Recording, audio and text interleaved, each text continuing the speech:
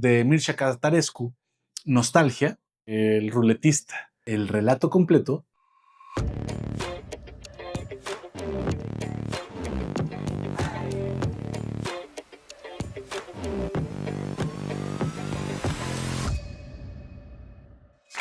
Concede el consuelo de Israel a uno que tiene 80 años y no tiene mañana.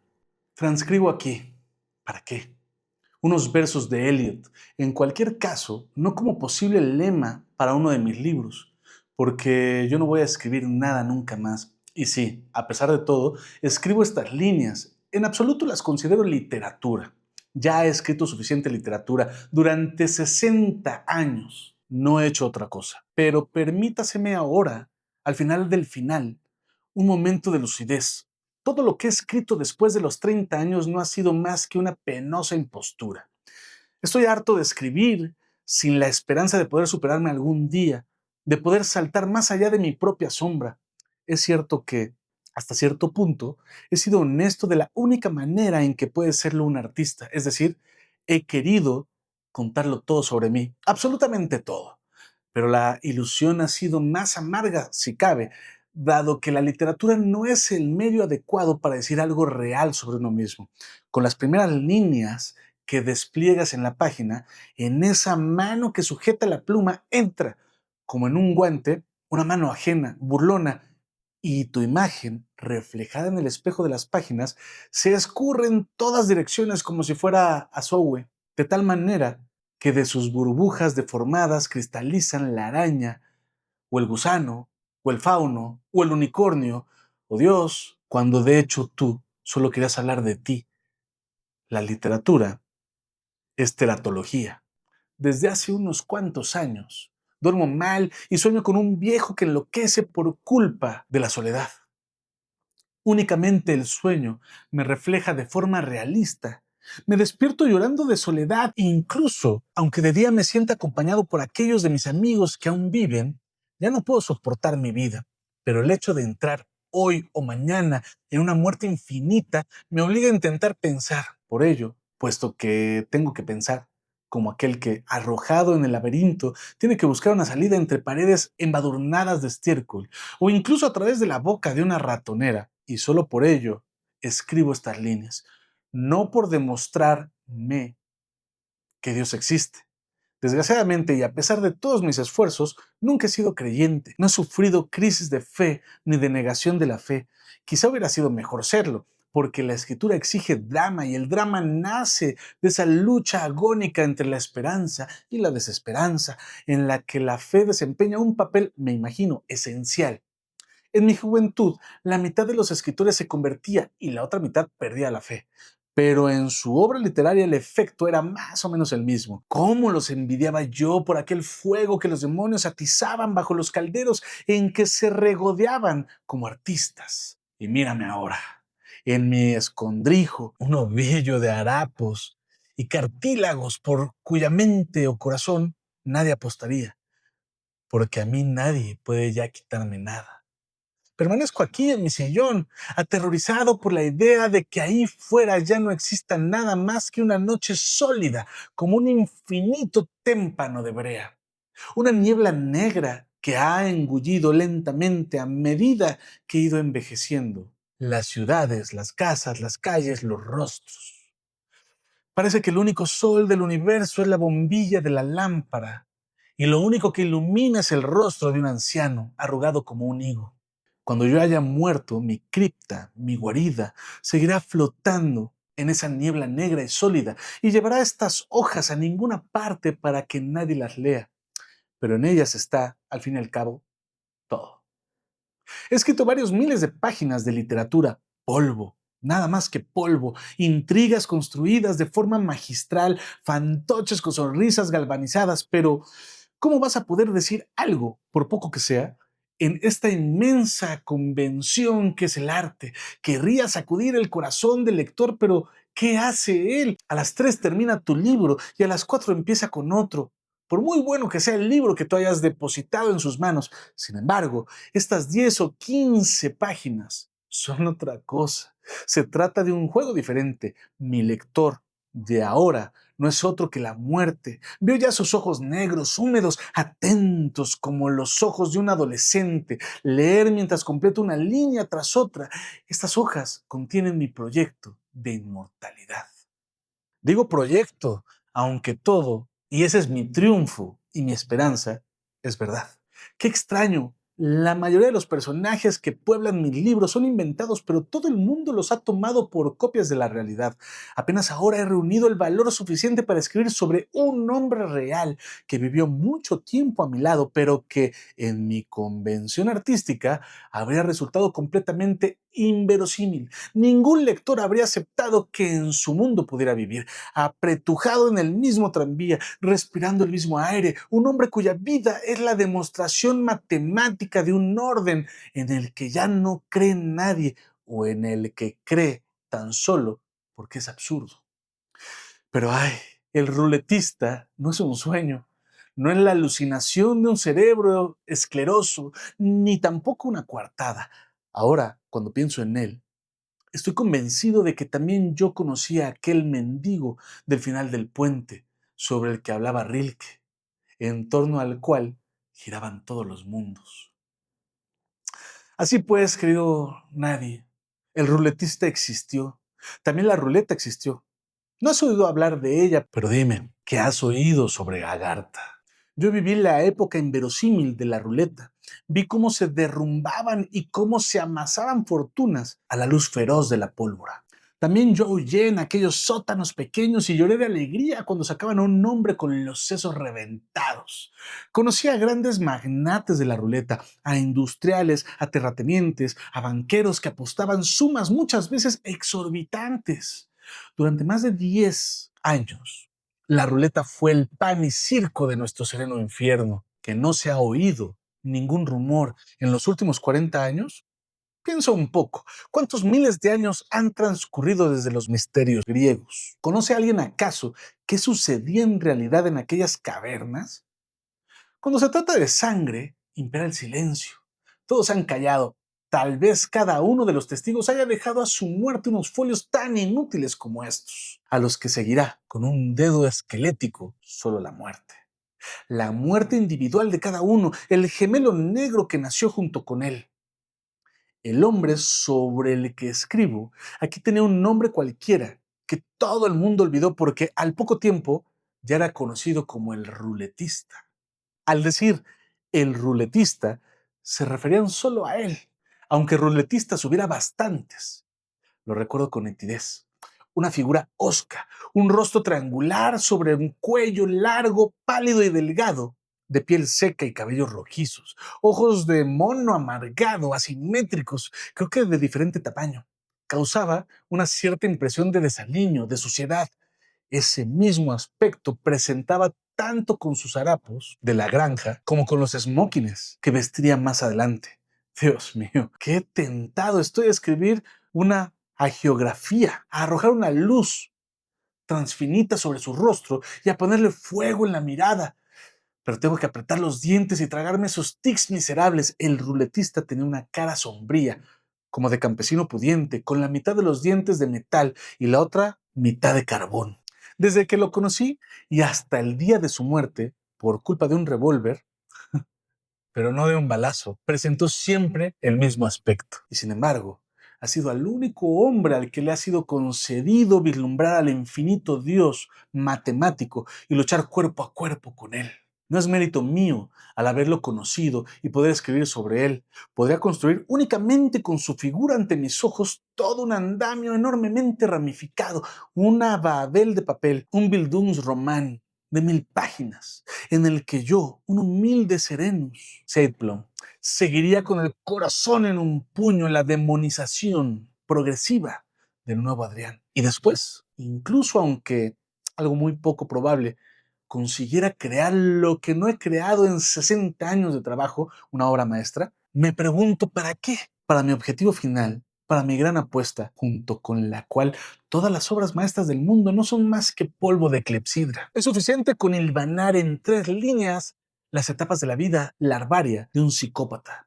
El niño brutal, de rostro sombrío, que corta insectos en pedacitos y mata pájaros a pedradas, obsesionado por el juego de canicas y el lanzamiento de la herradura. Lo recuerdo perdiendo siempre dinero, canicas, botones y peleándose luego con desesperación. Al adolescente con arrebatos de furia epiléptica y un apetito erótico exacerbado, el preso condenado por violación y robo, creo que el único amigo en toda esta tortuosa etapa de su vida fui yo.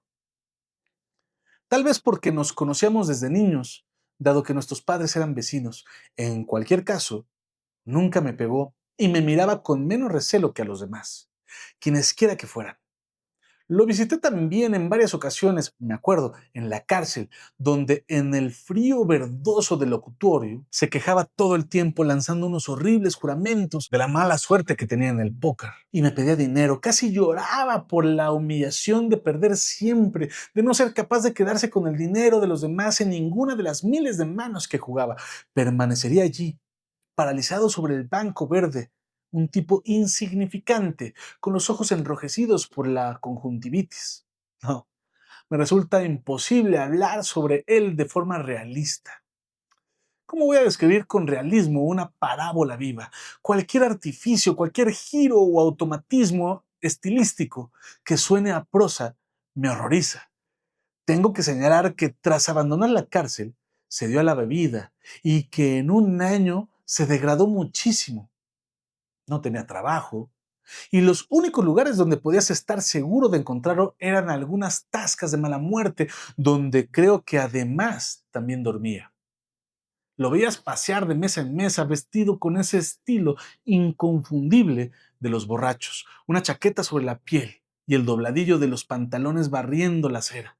Pedir que lo invitaran a una jarra de cerveza. Asistí muchas veces a aquella farsa siniestra, para mí dolorosa pero al mismo tiempo divertida, a que lo sometían de vez en cuando algunos parroquianos de la taberna. Le hacían venir a su mesa y le decían que conseguiría la cerveza si sacaba el palillo más largo de las dos cerillas que tenían en el puño, y se morían de risa cuando sacaba siempre el palillo más corto. Nunca, estoy completamente seguro, se ganó una cerveza de esta forma. Más o menos por aquel entonces aparecieron mis primeros relatos en algunas revistas y poco tiempo después mi primer volumen de cuentos que considero aún hoy lo mejor que he escrito nunca. En aquella época era feliz con cada línea que escribía. Me sentía competir no con los escritores de mi generación, sino con los grandes escritores del mundo. Penetré poco a poco en la conciencia del público y del mundillo literario. Fui adulado y vituperado a partes iguales. Me casé por primera vez y sentí, en fin, que estaba vivo. Pero esto me resultó fatal, porque la escritura no va habitualmente de la mano de la riqueza y de la felicidad. Ya me había olvidado, por supuesto, de mi amigo. Cuando lo volví a encontrar unos años más tarde, en un lugar de lo más inverosímil, tratándose de él, en un restaurante del centro, bajo la luz tenue, alucinada, de los brazos de unos candelabros con prismas irisados, hablaba tranquilamente con mi esposa mientras paseaba la mirada por la sala cuando un grupo de hombres de negocios, sentados en torno a una mesa colmada de forma ostentosa, atrajo de repente mi atención. En medio de ellos y centro de su atención se encontraba él, con su rostro alargado y enjuto, vestido de tiros largos, pero con su eterno aspecto de granuja de ojos apagados. Permanecía recostado con gesto de hastío mientras los demás charlaban con una animación no exenta de saciedad. Siempre he sentido repulsión ante las mejillas relucientes y los trajes de enterrador indecente con que ese tipo de hombres gusta de hacerse notar. Pero ciertamente me sentía en primer lugar contrariado por la inesperada prosperidad material de mi amigo. Me acerqué a su mesa y le tendí la mano. No sé si se alegró de verme, se mostraba impenetrable, pero nos invitó a unirnos a ellos y a medida que la tarde se adentraba en la noche, entre las muchas banalidades y trivialidades que se fueron ensartando en la conversación, empezaron a abrirse paso palabras pronunciadas al azar, expresiones enigmáticas que los hombres de negocios intercambiaban por encima de aquella mesa abigarrada y ante las que no sabíamos cómo reaccionar. Durante unas cuantas semanas sentí de pleno el terror de haber vislumbrado, aunque fuera de manera inconsciente, unas perspectivas que se perdían en un espacio distinto a aquel mundo burgués. En definitiva, así era, aunque estuviera ligeramente maquillado por los caprichos del arte en que yo vivía, más aún, tenía muchas veces en la calle o incluso en mi despacho la sensación de ser vigilado, de estar controlado por una instancia indefinida que flotaba diluida en el aire como la bruma del crepúsculo. Ahora sé, con toda seguridad, que estaba siendo sometido a un control exhaustivo porque había sido propuesto para comenzar mi noviciado en el mundo subterráneo de la ruleta. A veces me colma de felicidad la idea de que tal vez Dios no exista.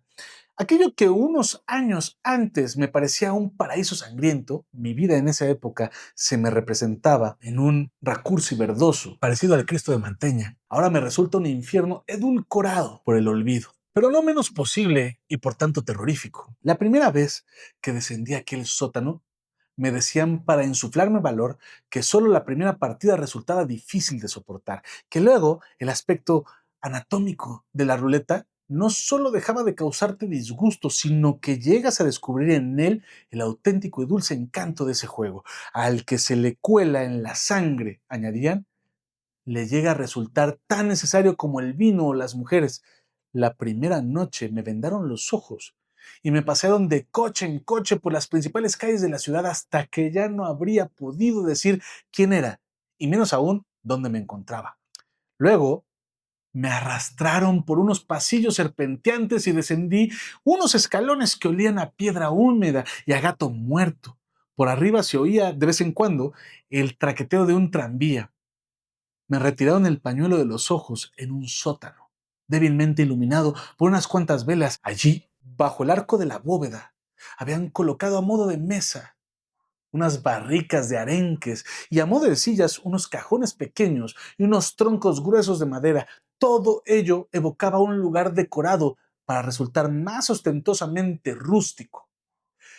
Esa impresión se veía acrecentada por las jarras de madera y los vasos de cerveza de unos 10 o 15 individuos muy animados y bien vestidos que, sentados alrededor de las barricas, bebían y hablaban entre sí mientras me contemplaban. Por el suelo de adobe pululaban unas cucarachas enormes, algunas medio aplastadas por un taconazo, agitaban aún las patitas o una antena. Me senté a la mesa en la que se encontraba también mi amigo el pelirrojo. Ya habían hecho las apuestas y estaban apuntadas con tiza en un pizarrín negro, así que deduje que por el momento tendría que contentarme con ser un mero espectador. Las sumas eran muy altas, muy por encima de todo lo que yo había visto apostar nunca en un juego de azar. En un momento determinado, la animación de los accionistas, iba a descubrir que así se llamaban los que apuestan en ese juego, decayó. Las bebidas quedaron olvidadas en las jarras y vasos y en aquel ambiente ceniciento empezó a flotar poco a poco un olor agrio a alcohol y a cerveza caliente. Las miradas de los presentes en la cava se deslizaban cada vez con más frecuencia hacia la portezuela. La puerta se abrió al cabo de un rato y en la habitación entró un individuo con un aspecto muy parecido al que presentaba mi amigo de la infancia en su época de máxima decadencia. Tenía los bolsillos de la chaqueta rotos y se sujetaba los pantalones con cuerda de embalar. De su cara, que asomaba arrugada entre unos cabellos desgreñados, solo se podía decir que era la cara de un borracho. Lo empujaba un patrón, ese es el nombre con el que se conoce a los que contratan a los ruletistas, con aspecto de camarero, que llevaba bajo el brazo una caja grasienta de madera. El borrachín se subió a un cajón de madera en el que yo no había reparado hasta entonces, y allí permaneció encorvado, con el aire caricaturesco de un campeón olímpico. Los accionistas lo miraban agitados, comentando entre ellos algún detalle del aspecto del tipo del cajón. A uno lo sorprendí santiguándose con discreción. Otro se roía con saña los pellejos de las uñas. Otro le gritaba algo al patrón, pero el alboroto se cortó en seco cuando el patrón abrió la cajita. Todos estiraban el cuello, hipnotizados hacia el pequeño objeto negro que brillaba como incrustado de diamantes. Era un revólver de 6 balas, bien lubricado. El patrón se lo mostró al público con gestos lentos, casi rituales, como muestra un ilusionista las manos vacías con las que va a realizar milagros. Pasó después la palma por el tambor del revólver para hacerlo girar. Se oyó un sonido delicado, punzante, como la risa de un gnomo. Depositó el revólver en el suelo y del interior de una cajita de cartón sacó un cartucho con su camisa de cobre reluciente y se lo tendió al accionista que tenía más cerca. Este lo examinó por todas partes atento y concentrado. Asintió levemente con la cabeza, como contrariado por no haber encontrado ninguna irregularidad, y se lo pasó al siguiente. El cartucho dio la vuelta a la habitación y dejó los restos de aceite en todos los dedos. Yo también lo toqué por un instante. Me esperaba, no sé por qué, que fuera frío como el hielo, o bien que quemara, pero estaba tibio. El cartucho volvió al patrón, quien, con gestos ostentosos explícitos, lo introdujo en uno de los 6 orificios del tambor, pasó de nuevo la palma por la pieza móvil de metal que giró durante unos cuantos segundos con el mismo sonido agudo chirriante. Finalmente, con una extraña reverencia, le tendió el arma reluciente al hombre del cajón en medio de un silencio que te pulverizaba los huesos y en el que, lo recuerdo incluso ahora, lo único que se oía era el pulular de las cucarachas gigantes y el leve sonido de las antenas al rozarse entre sí. El hombre se llevó el revólver a la sien. Me dolían los ojos por culpa de la terrible concentración y de la luz mortecina. De pronto, la silueta del mendigo con el revólver en la sien se descompuso en unas cuantas manchas fosforescentes, amarillentas y verdosas. La pintura de la pared blanca que estaba a sus espaldas adquirió un relieve enorme. Era capaz de distinguir cada hendidura y cada grano de cal, engrosados como la piel de un viejo, y las marcas azuladas que dejaban en la pared. De repente, en el sótano empezó a oler a almizcle y a sudor. El hombre del cajón, con los ojos apretados y una mueca como si notara un sabor horrible en la boca, apretó violentamente el gatillo. Sonrió después con un gesto cándido y aturdido. El breve clic del gatillo fue lo único que se dejó oír.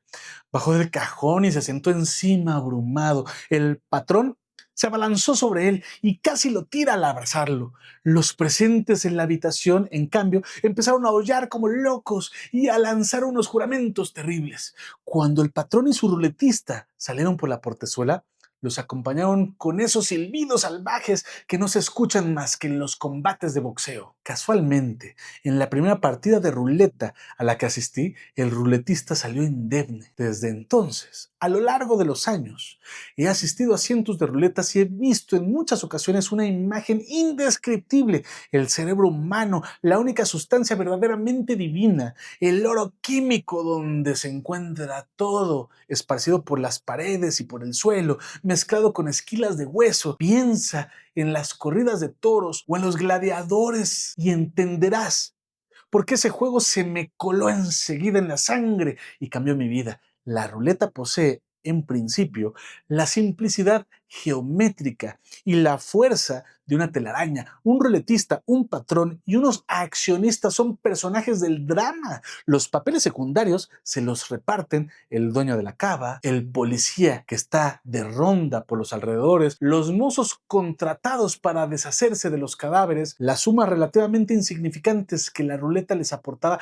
eran para ellos verdaderas fortunas. El ruletista es, por supuesto, la estrella de la ruleta y la razón de su existencia. Por regla general, los ruletistas eran reclutados de entre las hordas de infelices necesitados de pan, como perros vagabundos, de borrachos o de presidiarios recién liberados, cualquiera, con tal de estar vivo y de poner su corazón a prueba a cambio de muchísimo dinero. Pero, ¿qué quiere decir dinero en estas circunstancias? Podía llegar a ser ruletista. Era asimismo deseable que no tuviera, a ser posible, ningún tipo de vínculo social: familia, trabajo, amigos. El ruletista tiene 5 posibilidades entre 6 de escapar con vida.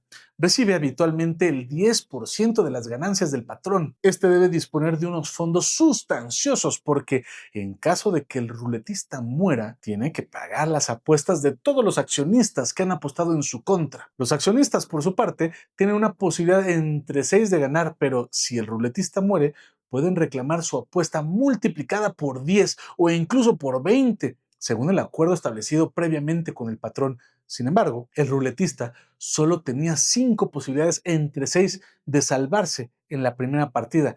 Según el cálculo de probabilidades, si volvía a llevarse la pistola a la 100, sus posibilidades disminuían. En el sexto intento, esas posibilidades se reducían a 0.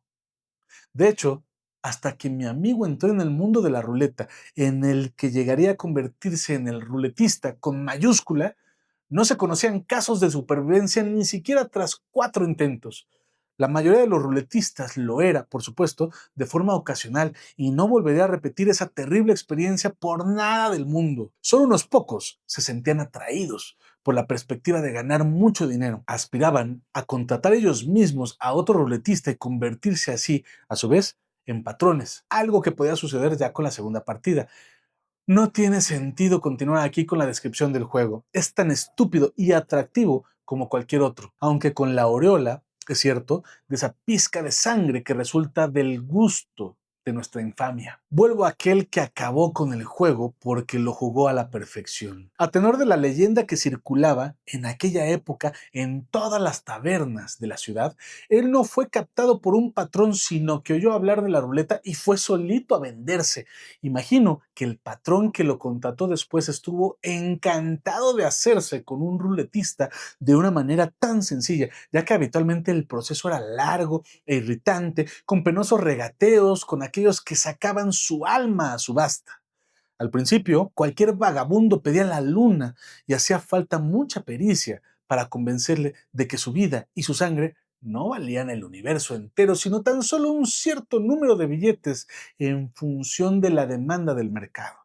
Un ruletista al que no fuera necesario convencer de que de hecho era un donadie o al que no hubiera que amenazar con llamar a la policía era un golpe de suerte inesperado, sobre todo si ese ruletista aceptaba sin rechistar la primera cantidad propuesta por el patrón con la boca pequeña y la mirada huidiza.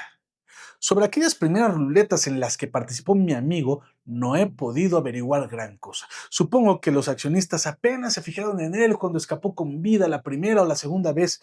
Puede incluso que la tercera. Fue considerado, como mucho, un ruletista afortunado. Pero después de la cuarta y de la quinta, se convirtió en la figura central del juego, un verdadero mito llamado a alcanzar proporciones gigantescas en los años posteriores. Durante 2 años, hasta nuestro reencuentro en el restaurante, el ruletista se había llevado el revólver a la 100 en 8 ocasiones, por diferentes sótanos del sucio laberinto de los cimientos de nuestra ciudad. Me contaron, y más adelante pude convencerme por mí mismo, que cada una de las veces en su rostro torturado, de frente estrechísima, asomaba una abrumadora expresión de espanto, un pánico animal que resultaba insoportable para los espectadores. Era como si ese miedo reduplicara su suerte y le ayudara a escapar con vida. Su tensión emocional llegaba al punto culminante cuando apretaba bruscamente el gatillo con los ojos cerrados y una mueca sarcástica en los labios. Se oía un breve clic e inmediatamente después su cuerpo de huesos pesados caía blandamente al suelo, desmayado pero ileso. Permaneció unos días postrado en la cama, exhausto, pero luego se recuperaba rápidamente y retomaba su vida cotidiana, que se repartía entre el cabaret y el burdel. Tenía poca imaginación y por mucho que se esforzara, no conseguía gastar todo lo que ganaba, así que era cada vez más rico. Se había librado hacía tiempo de la mediación del patrón y se había convertido él mismo en su propio patrón. Era un enigma que siguiera arriesgándose. Solo cabía una explicación posible, pero únicamente Dios sabrá qué había de cierto en ella, que lo hiciera por alcanzar un cierto grado de gloria, como un deportista que intenta superarse en cada carrera. Si eso fuera verdad, sería algo completamente nuevo en el mundo de la ruleta, donde se jugaba exclusivamente por dinero. ¿A quién se le iba a pasar por la cabeza convertirse en una especie de campeón mundial de supervivencia? Pero lo cierto es que el ruletista conseguía, por el momento, mantener ese ritmo demencial en una carrera en la que solo había otro concursante: la muerte. Y precisamente en el momento en el que esa cabalgada clandestina parecía hundirse en la monotonía, los que venían a presenciar las ruletas de mi amigo no lo hacían por apostar, sino por el deseo de ver cómo perdía de una vez por todas. Y es que tenían el sentimiento cada vez más resignado de que estaban apostando contra el diablo. El ruletista hizo un primer gesto de desafío que prácticamente acabó con la ruleta, porque pulverizó cualquier otra competición que no fuera entre él y aquello que supera nuestra pobre condición. En el invierno de aquel año, anunció a través del sistema de información inefable, seguro y rápido del mundo de la ruleta, que organizaría en Navidad una ruleta especial. El revólver tendría 2 cartuchos en el tambor en vez de uno. Las posibilidades de salvarse eran ahora de 1 entre 3.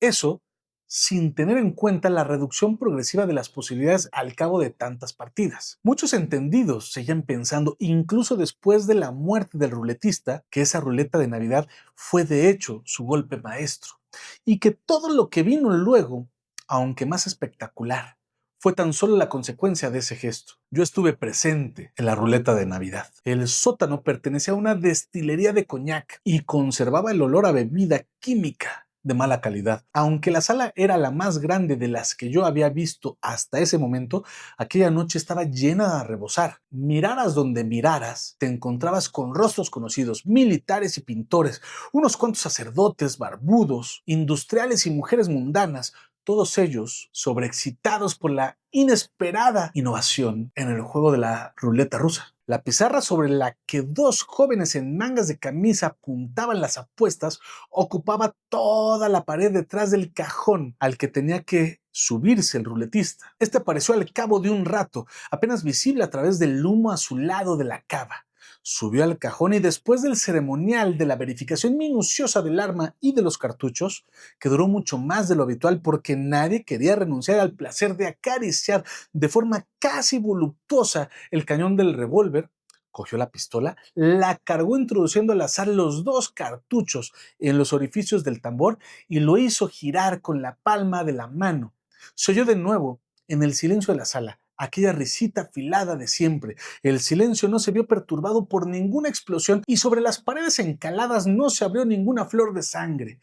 El ruletista se derrumbó en brazos de los que ocupaban las primeras filas, arrastrando los vasos en su caída y haciendo rodar los montoncitos de monedas de aquellas mesas improvisadas. Lloré entonces como niño, de emoción y de desesperación, ya que había apostado una suma inmensa y la había perdido, como todos los que rabiaban al comprobar que era evidente que el ruletista tenía una suerte monstruosa. Salimos de aquella madriguera serpenteante en grupos pequeños como de costumbre, y en medio de la noche, en el silencio de aquel barrio de las afueras, nos sentimos a lo largo del camino como dirigidos por una mirada diluida en todo lo que nos rodeaba, en la capa deslumbrante, fluorescente de la nieve que lo cubría todo, en los escaparates adornados con abetos y estrellas de papel de plata, en los escasos transeúntes cargados de paquetes y de niños arrebujados en sus bufandas hasta la nariz y la boca. Alguna que otra mujer, con el rostro enrojecido por el frío y tiritando dentro de su abrigo de piel, arrastraba a su novio o a su esposo hasta los escaparates de botas y pañuelos que arrojaban sobre sus rostros unos reflejos turquesas, azules, violetas. El camino a mi casa pasaba junto a un parque infantil. Allí todo un pueblo de chiquillos churretosos, por culpa de las piruetas, se detenía absorto ante las casetas de venta de limonada y pasteles. Un padre bien abrigado que arrastraba por la pista un trineo ocupado por su hija me guiñó el ojo. Era un patrón al que conocía de otra ruleta. De repente me sentí fatal. Naturalmente, me prometí a mí mismo una y otra vez que tenía que abandonar el mundo de la ruleta. Pero en aquella época publicaba 2 o 3 libros al año y disfrutaba de ese éxito que precede a un largo silencio primero y al olvido después. Recuperaba con cada libro lo que había perdido en la ruleta y volvía a hundirme allí, bajo tierra, donde al parecer un presentimiento de nuestra carne y de nuestro esqueleto nos atrae mientras estamos vivos. Lo que más me sorprende ahora es el contenido idealista, dedicado de aquellos libros, el danuncianismo nauseabundo en que me regodeaba, meditaciones nobles, gestos principescos, bordados de seda, mots de sprit, rutilantes, y un narrador sabio, omnisciente, que hacía con la sustancia insustancial de sus historias miles de malabarismos primorosos. Cuando entré en la conspiración de la ruleta, era imposible que no me golpeara inmediatamente, como una ola cada vez más impetuosa, más exaltada, las noticias sobre las nuevas reglas del juego impuestas tácitamente por la personalidad arrolladora del ruletista. Después de repetir un par de veces más la ruleta con 2 proyectiles, se hizo inmensamente rico y participaba como accionista en varios sectores de la industria del país. La idea de la ruleta como vulgar negocio, como fuente de ingresos o de riqueza, era simplemente absurda. Por otra parte, sus cuotas tendían a la baja, a pesar de los fanáticos que se arruinaban al empeñarse en apostar contra él. Con un simple gesto del ruletista, todo el sistema de apuestas se había derrumbado. Ahora era de mal gusto organizar ruletas en las que un pobre vagabundo se llevara la pistola a la sien. Ya no quedaban patrones ni accionistas, y el único que organizaba partidas de ruleta era el propio ruletista. Pero todo se había transformado en un mero espectáculo con entradas en lugar de apuestas. Un espectáculo con un solo actor que de vez en cuando, como un gladiador en la arena, se enfrentaba al destino. Las salas alquiladas eran cada vez más espaciosas. Se renunció por completo a la tradición de las ratoneras, al olor a sangre y a estiércol, a los nombres de resonancias rembrandtianas. Hasta el sótano se hacían llevar ahora pesadas telas de seda, de un brillo untuoso. Se colaban copas de fino cristal sobre unas mesas hundidas bajo oleadas de bordados holandeses. Había muebles con repujados florales y candelabros con cientos de prismas y colgantes de cuarzo. En lugar de cervezas vulgares, servían ahora bebidas finas con botellas de formas raras. Mujeres vestidas de noche se dejaban guiar hasta las mesas y desde allí contemplaban con curiosidad el escenario, donde por el momento actuaba una orquesta de la que sobresalían por todas partes los embudos dorados de las trompetas, los cuellos curvos de los saxofones y los tallos grandiosos en continuo movimiento de los trombones. Creo que ese aspecto presentaba también la estancia en la que el ruletista se decidió a cargar el revólver con 3 cartuchos. Ahora tenía exactamente tantas posibilidades de sobrevivir como de jugar por última vez a ese juego de mente, porque el nuevo ambiente, el lujo ostentoso que envolvía como una crisálida el insecto terrorífico de la ruleta, no hacía más que incrementar la excitación de los espectadores ante el olor de la muerte. Todo era, por lo demás, absolutamente real. Es cierto que el ruletista se peinaba con brillantina, que vestía smoking y los pantalones anchos de la época, pero el revólver era de verdad y las balas eran reales y la posibilidad del tan esperado accidente era mayor que nunca. El arma pasó de nuevo por todas las manos, dejando en los dedos un delicado olor a aceite. Ni las señoras más refinadas de la sala se cubrían los ojos. En ellos se leía el deseo perverso de ver lo que algunas conocían solo de oídas, el cráneo reventado como una cáscara de huevo y esa sustancia ambigua líquida del cerebro salpicando sus vestidos. Por mi parte, siempre me ha estremecido el deseo femenino de acercarse a la muerte, su fascinación por los hombres que huelen a pólvora de forma casi metafísica, el increíble éxito que tenía entre las mujeres aquel chimpancé estúpido y apergaminado que de vez en cuando ponía en peligro su propia vida. Debía de tener su origen ahí. Creo que aquellas mujeres nunca habrían amado con más pasión que después de haber asistido a su muerte. Habrían llegado a casa con sus amantes y se habrían arrancado los vestidos ensangrentados, manchados de pegotes de una sustancia cenicienta y de líquido ocular. Pero el ruletista subió al cajón cubierto por un tisú rojo, se llevó la pistola a la sien y con la misma expresión de pánico paroxístico en su rostro, apretó el gatillo. Luego, en medio de aquel silencio que paralizaba todo durante unos segundos, se oyó tan solo el golpe sordo de su cuerpo contra el suelo. Tras unos días de delirio en el hospital, el ruletista volvió a su vida cotidiana. Me cuesta olvidar su rostro torturado mientras yacía boca arriba sobre la alfombra de Bujara, colocada a los pies del cajón. En otra época, los ruletistas que se salvaban eran abucheados. Algunas veces llegaban incluso a ser golpeados por los desesperados accionistas. Ahora, en cambio, aplaudían a mi amigo como una gran estrella de cine y rodeaban con veneración su cuerpo inconsciente. Las jóvenes se apiñaban en torno a él, llorando histéricas, y eran felices si conseguían tocarlo. Aquella ruleta con 3 cartuchos lubricados en el interior del tambor se confunde en mi cabeza con las que siguieron después. Era como si la soberbia diabólica del ruletista lo arrastrara cada vez con más fuerza a provocar a los dioses del azar. Pronto anunció una ruleta con 4 cartuchos clavados en los alvéolos del tambor y más adelante con 5. Un solo orificio vacío, una única posibilidad entre 6 de sobrevivir.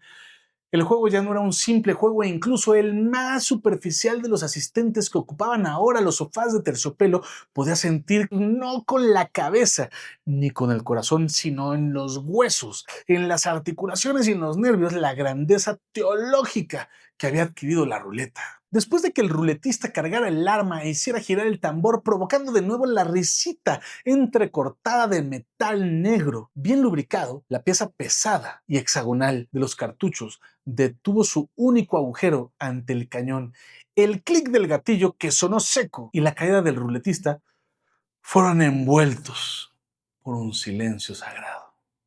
Sentado ante mi escritorio me cubro con una manta y sin embargo tengo un frío espantoso mientras escribía estas líneas. Mi habitación, mi cripta, ha viajado a tanta velocidad a través de la neblina negra exterior que me siento mareado. He dado vueltas y más vueltas a la cama durante toda la noche. Soy un saco de huesos empañados por la transpiración. Fuera no hay nada. Nunca. Por mucho que avances en cualquier dirección hasta el infinito, solo encuentras esta niebla negra y densa, sólida como la pez. El ruletista es mi apuesta y debería de ser el trocito de masa en torno al cual podría volver a crecer el pan ligero del mundo. En caso contrario, todo, si es que existe un todo, es plano como una torta, pero si ha existido y lo ha hecho, ahí está mi apuesta. Entonces el mundo existe y yo no me veré obligado a cerrar los ojos, ni tampoco, con la piel arrugada pegada a los huesos y la carne por fuera como un abrigo de sangre, a avanzar así por toda la eternidad. Con esta historia me fabrico un acuario, el más mísero, porque no me interesa un acuario ornamental en el que él y yo, garantía cada uno de la realidad del otro, intentemos sobrevivir como 2 peces semitransparentes con los latidos del corazón visibles, arrastrando a nuestro paso un fino hilillo de excrementos. Me horroriza la idea de que el acuario tenga agujeros. Por Dios, tengo que hacer un esfuerzo, aunque ya no siento la columna. Durante muchos años, el ruletista se aferró a su ángel de la guarda, luchando por hacerlo bajar y arrastrándolo consigo a todas partes.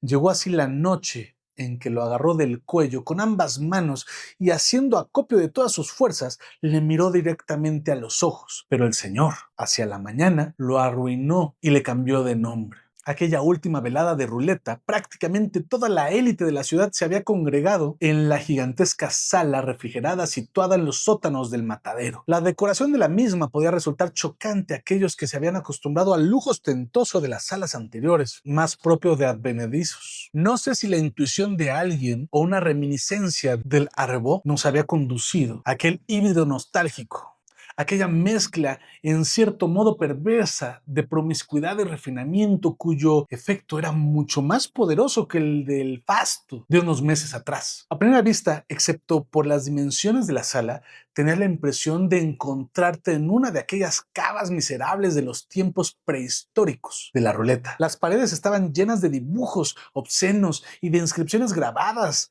o toscamente trazadas con carboncillos, pero un ojo avisado no podía dejar de observar desde un primer momento el refinamiento estético, el trazo gráfico coherente y emocionante de un gran artista, cuyo nombre, por motivos evidentes, prefiero no recordar. Las mesitas de maderas preciosas y estuco dorado imitaban los barriles de arenques en torno a los cuales se colocaban los accionistas de otra época. Las jarras de cristal imitaban el aspecto primitivo de las de vidrio barato e incluso sus reflejos verdosos y mellas artificiales. Las pantallas sombrías esparcían una luz mórbida como de antorcha de cebo, mezclada con oleadas de humo, azulado como el de los puros de antaño, pero perfumado ahora con almizcle, que despertaban un sentimiento delicado, nostálgico. Sobre el escenario de la sala había una caja de naranjas auténtica, traída desde el puerto con las inscripciones de una empresa árabe en la habitación, atraídos por la puesta fantástica de aquella velada, podría reconocer, ataviados con sus chilabas blancas, a varios magnates del petróleo, a estrellas de cine y cantantes de moda, a industriales con la pechera almidonada y un clavel en el ojal. Todos habían aceptado en la entrada que les taparan los ojos con un pañuelo que no podrían quitarse hasta llegar a la sala. Yo mismo era, lo digo con tanto disgusto que no puedo ser acusado de falta de modestia, una especie de vedette que atraía todas las miradas, incluso la de los que se encontraban junto a mí aquella noche. Nunca se había hecho tanta publicidad de mis libros, que eran cada vez más gruesos y más de su gusto, nobles, sí, ante todo nobles, generosos, ante todo generosos. Así sonaba la justificación del jurado cuando me concedieron el Premio Nacional por unanimidad, por la humanidad noble y generosa de sus libros, por el pleno dominio del lenguaje expresivo. Cuando el ruletista apareció en la sala vestido con unos extravagantes jirones de tela que imitaban con buen gusto sus harapos, y cuando el propietario de la sala, disfrazado de patrón, abrió la caja que llevaba bajo el brazo y presentó ante el público un Winchester que pertenece ahora a una colección particular de puño de marfil y con cañón reluciente, se nos cortó la respiración. No podíamos creer que fuera cierto lo que estaba a punto de suceder. El ruletista había anunciado unas semanas antes que en la próxima ruleta cargaría el revólver con las 6 balas. Entre la evolución de un cartucho a 5, por muy inverosímil que fuera también esta, y la locura de ahora, se abría el abismo entre una posibilidad o ninguna. La pizca de cordura que el ruletista había conservado en sus experimentos se evaporaba ahora bajo el millón de esporas de la certeza. El examen de los cartuchos y del revólver nos llevó horas. Cuando los devolvieron, el ruletista, subido en su cajón, los agitó un instante en el puño como si fueran dados. Luego los introdujo uno a uno en los agujeros del tambor. Con un movimiento brusco de la mano lo hizo girar. Es inútil. Recuerdo que susurró alguien a mi lado. En medio de un silencio aterrador se oía con claridad la risita dentada que emitía el tambor al girar. Temblando, con el rostro convulso, con esa mirada de pánico que solo tienen los que agonizan, se llevó la pistola a la sien. La gente se puso en pie. Yo lo miraba con tanta concentración que sentía cómo se me hinchaban las venas de las sienes, veía cómo se elevaba despacio, tembloroso, el gatillo del revólver, y de repente, como si aquella vibración se hubiera extendido por toda la sala, sentí que el suelo bajo mis pies se hundía. Volví a ver cómo el ruletista caía del cajón y cómo el revólver se descargaba con un estallido apocalíptico. Pero el aire estaba ya saturado por un rugido sordo, hendido por los gritos de las mujeres y por el crujido de las botellas hechas añicos. Atenazados por el pánico, al espacio cerrado, nos pisoteamos unos a otros mientras nos atropellábamos por salir cuanto antes. Las sacudidas duraron unos cuantos minutos y transformaron calles enteras en montones de escombros y de hierro retorcidos. Justamente en la entrada, un tranvía había descarrilado y se había empotrado contra el escaparate de una tienda de muebles y había destrozado los cristales. Una hora más tarde, el terremoto se repitió, aunque esta vez de forma más débil. ¿Quién tuvo el valor suficiente para entrar en su casa aquella noche? Vagamos por las calles hasta que la niebla del alba clareó el horizonte y el polvo de los edificios derrumbados se posó en el asfalto. Apenas entonces recordé que el ruletista se habría quedado probablemente abandonado allí, en el sótano del mercado, y volví para ver si seguía vivo. Lo encontré tendido en el suelo, al cuidado de unos cuantos individuos. Tenía una pierna dislocada a la altura de la cadera y gemía de dolor.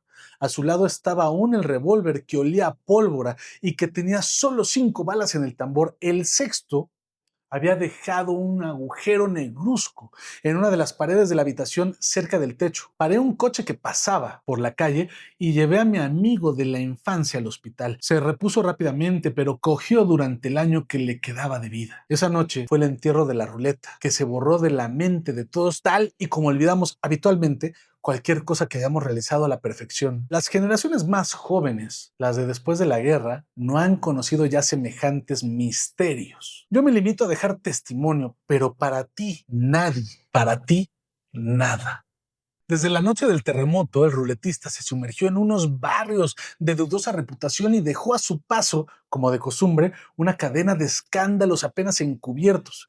Al parecer, nunca más volvió a pensar en la ruleta. Ya no puedo escribir siquiera una página al día. Me duelen constantemente las piernas y las vértebras, me duelen los dedos, los oídos, la piel de la cara. ¿Qué habrá? ¿Qué existirá después de la muerte? Me gustaría creer, cuánto me gustaría hacerlo, creer que allí se abriría una vida nueva, que nuestra situación actual es larvaria, un compás de espera, que el yo, puesto que existe, debe encontrar una forma de asegurar su permanencia, que me convertiré en otra cosa infinitamente más compleja. De lo contrario es absurdo y no encuentro espacio para lo absurdo en el proyecto del mundo. Miles de millones de galaxias, campos imperceptibles, en fin, este universo que rodea mi cabeza como un aura no podría existir si yo no tuviera que conocerlo en su totalidad, poseerlo, ser él. Esta noche, acurrucado bajo el edredón, he tenido una especie de visión. Acababa de nacer de un vientre alargado, sangriento, indeciblemente obsceno, que me había expulsado con un movimiento rotatorio a una velocidad infinita, dejando atrás restos de lágrimas, linfa y sangre. Me adentraba en la oscuridad.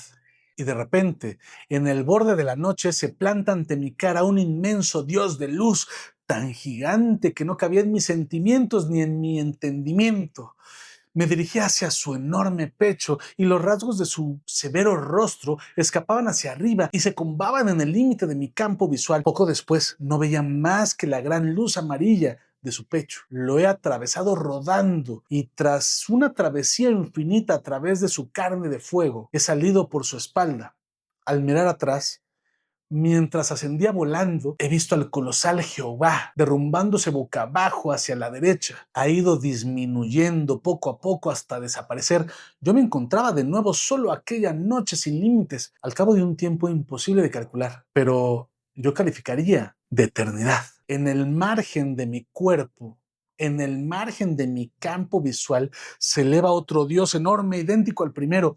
He atravesado también a este y he seguido adentrándome en el vacío. Luego, tras una eternidad, ha aparecido otro, la hilera de dioses. Al mirar hacia atrás, iba en aumento. Eran cientos, luego miles se derrumbaban boca abajo, unas veces hacia la derecha y otras hacia la izquierda, como si fueran los dientes de una gigantesca cremallera de fuego.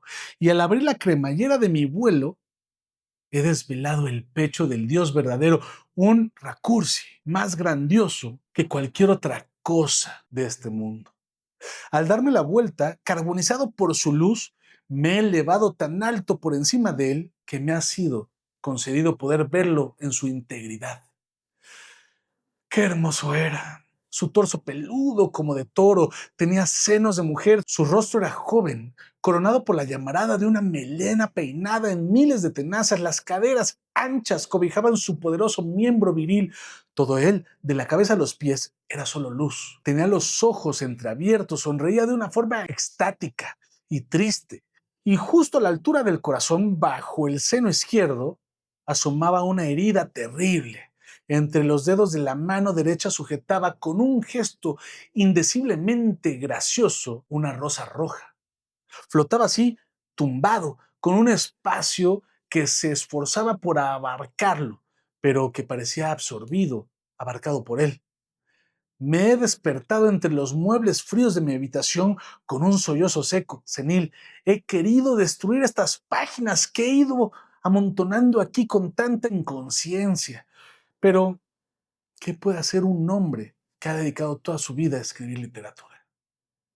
¿Cómo puedes abandonar los arcanos del estilo? ¿Cómo? ¿Con qué instrumentos puedes exponer en una página un testimonio puro, libre de la cárcel de las convenciones artísticas? Tengo que asumirlo y tener el valor de reconocerlo. De ninguna manera. Lo he sabido desde el principio, pero con la astucia de un animal acosado, he ocultado mi juego, mi postura, mi apuesta a tus miradas, porque finalmente he apostado únicamente por la literatura. He seguido en mi razonamiento masoquista, pascalino, precisamente aquello que parecía estar en mi contra.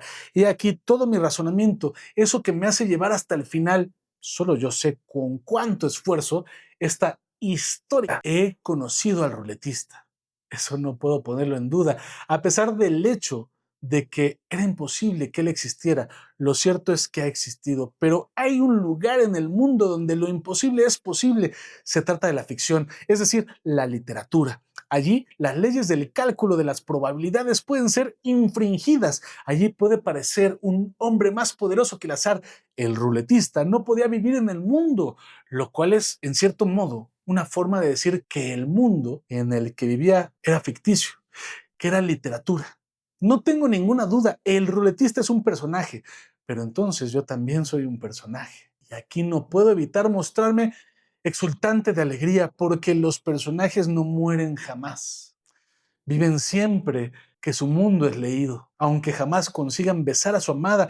El pastor pintado en una urna griega sabe al menos que la va a contemplar eternamente. Esta es mi apuesta y mi esperanza. Espero con toda mi alma y tengo un argumento poderoso, el ruletista, ser el personaje de un relato y, aunque tengo 80 años, no morir nunca, porque de hecho no he vivido nunca. Quizá no viva dentro de una historia importante, quizás sea solo un personaje secundario, pero para un hombre que afronta el final de su vida, cualquier perspectiva es preferible a la de desaparecer para siempre. Por lo que a la fantástica fortuna del ruletista respecta, se han lanzado cientos de suposiciones. ¿Qué otra cosa pudo hacer que añadir otra, acaso más real o al menos más coherente que las demás?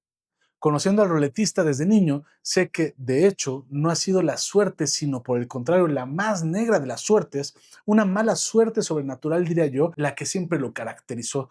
Nunca experimentó la alegría de ganar siquiera el más pueril de los juegos en que interviniera el azar. Desde las canicas hasta las carreras de caballos, del lanzamiento de herraduras contra una estaca hasta el póker, el destino parecía seguirlo como un bufón, parecía contemplarlo con una mirada siempre irónica.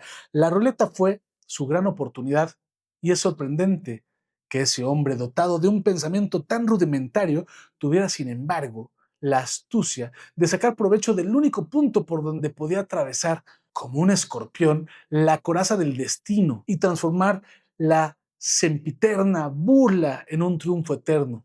¿De qué manera? Ahora me parece simple, primitivo, pero al mismo tiempo genialmente simple. El ruletista apostaba contra sí mismo. Cuando se llevaba la pistola a la 100, él se desdoblaba, su voluntad se volvía en su contra y lo condenaba a muerte. Estaba firmemente convencido cada una de las veces de que iba a morir. De ahí, creo, esa expresión de pánico infinito que afloraba en su rostro, pero puesto que su mala suerte era absoluta, lo único que podía hacer era fracasar siempre en todos y cada uno de los intentos de suicidarse. Quizá esta explicación sea una tontería, pero, como decía, me resulta imposible considerar otra que pueda sostener. Por lo demás, ahora ninguna de ellas tiene ya importancia. Estoy agotado. Hago un ímprobo esfuerzo por escribir una página más. Será la última porque los dados están lanzados y el acuario está listo. Tengo que cerrar la última fisura por donde escapa el agua. Luego permaneceré durante largo tiempo inmóvil junto a él. Únicamente nuestras colas y nuestras aletas palpitarán de vez en cuando. Espero ese momento con tanta ansiedad que apenas me queda paciencia para referir hasta el final la historia del ruletista. La muerte le llegó rápido, después de la ruleta de 6 cartuchos a la que había sobrevivido de forma increíble. Poco menos de un año más tarde, al volver de la taberna en una mañana lechosa, fue bruscamente empujado hacia un callejón promiscuo. Un adolescente que no llegaba a los 16 años le puso un revólver en la sien y le pidió el dinero. Fue encontrado muerto junto al revólver. Unas horas más tarde, el pobre chaval no había borrado siquiera sus huellas. El cadáver no tenía señales de violencia y el análisis médico constató que la muerte la había provocado un ataque de corazón. Por otra parte, en el interior del revólver que no había sido disparado no se encontró ningún cartucho. El joven fue localizado aquel mismo día, escondido en casa de unos amigos, y se aclaró todo. Su intención había sido simplemente la de atracarlo. La pistola estaba descargada y se había utilizado solo para intimidar.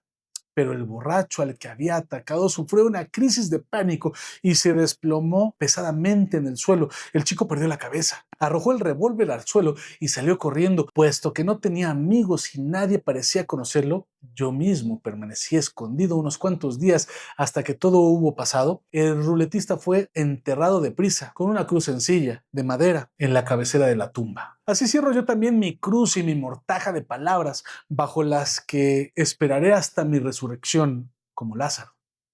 Cuando oiga tu voz clara y poderosa, lector. Concluyo para que la losa tenga un epitafio y se cierre el círculo con estos versos de Eliot que tanto me gustan. Concede el consuelo de Israel a uno que tiene 80 años y que no tiene mañana. Madre Santa de Dios. No sé qué decir.